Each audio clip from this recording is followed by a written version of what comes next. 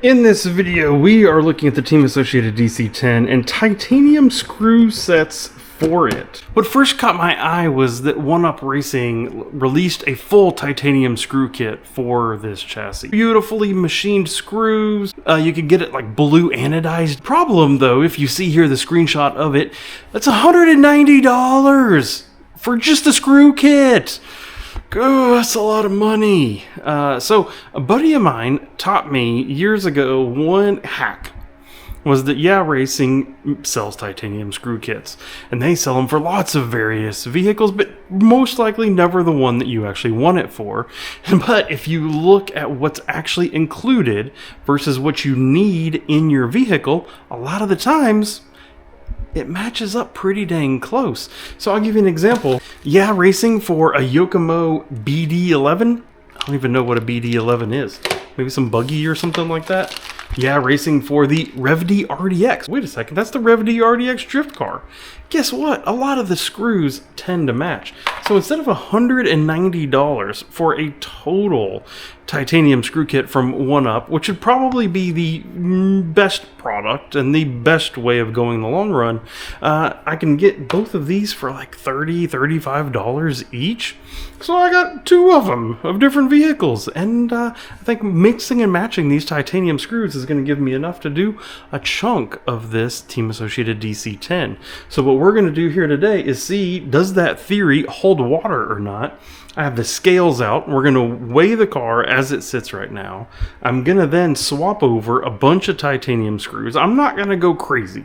I'm not going to start taking apart the diff to get to the diff screws and stuff like that. I'm going to mostly be stabbing at stuff that I can see easily.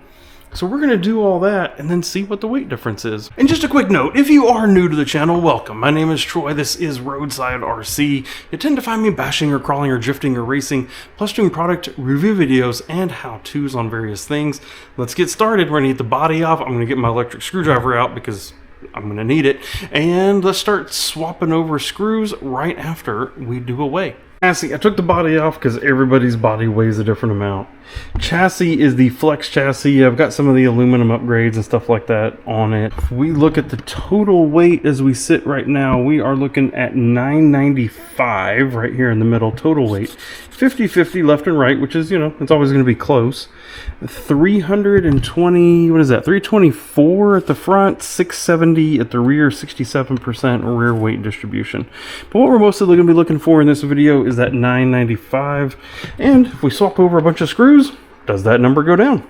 Let's see what's in these Racing screw sets. If I'm honest, I actually bought these a little while ago and have never looked at them. So whatever's actually included in each one of these screw kits, I have long since forgotten. You can see they are not sorted out. It is a menagerie of screws here, but each kit does come with a handy dandy little separating case. So we will definitely be using that. And off camera, I'm not going to make you watch me do it. I'm going to at least sort them into flathead versus button head, stuff like that, just to make it life a little bit easier. The screws are now sorted with the RDX and the Yokomo BD. Have my handy dandy cordless driver with my MIP tips here. And it's this time. I'm going to just start doing this, very carefully, one at a time. Take one out, find its pier, put it back in.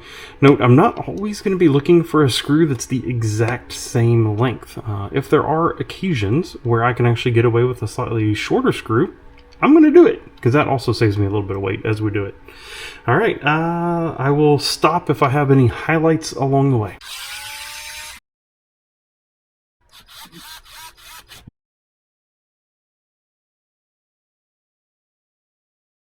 And I have taken, 30, 45 minutes here, and that's how many screws I changed out. So these are all the factory screws that did not go back in their holes. Clearly the easiest thing to do is hit a bunch of the screws that are on the bottom of the chassis. That's pretty easy. Hit a couple of these others up here that are more obvious. But, the truth is there's not really that many at the end of the day. So changed out a lot of those. I ignored a lot of the ones that are back here, like I said, in the transmission case. I could take off this rear ESC plate as an example, and then I think I could hit even a couple more that are part of the transmission assembly. And probably what I'll do is at some point in the time in the future, when servicing the car, I'll probably do that. I'll probably take them off. One of the cool things about this is look at how many dang screws I have left over. So this is the Red Cat RDS kit here. Honestly, I only used, I think, 4 maybe total screws out of it. I tried to focus heavily on using the screws out of the Yokomo BD11 kit, and it worked really well, actually. So score, thank you Yaw Racing for providing super cheap kits. And now I still have a bunch of titanium screws left over for other cars and stuff like that that I want, or just spares. Let's get the scales back out and see what difference we actually made. Reminder, we were at 995 grams before, and now we are at 985. So we lost about 10 grams. Look at that. Bias moved about 1%. It looks like back. That would just happenstance. I think I hit more titanium at the front. So I'm guessing of that 10 grams, I probably took off more from the front than I did from the rear. But look at that. Like, I don't know. You probably buy just the BD11 kit for 30 bucks, 30 minutes. You lose 10 grams off the car, and it looks fancy now. It looks super fancy. Look at that. So, you know, is it worth it? Is it not worth it? Maybe, maybe not. You know, one thing you really have to watch with the titanium is it is softer than steel. So then the screws that we took out are more robust. When you put it in there, you know, you don't want to use a bunch of Loctite on certain screws, and you don't want to over tighten it. I don't know. Maybe it's worth it, maybe it's not, but the key tip here is if you are looking to do this, then getting the cheap screws from Yaw Racing is an easy way of going about it in order to drop some weight off your drift chassis. So I hope this video has been interesting for you. If you have any questions about what I did or how I did it, leave them down in the comments section below. If you're interested in picking up some of these Yaw Racing screw kits, I'll have a link to them in the video description. And if you're interested about anything else DC10 that I have done before, then you know there'll be a playlist popping up over here to your right about all the DC10 stuff, and I hope to see you in one of those videos. Thank you for watching, and goodbye.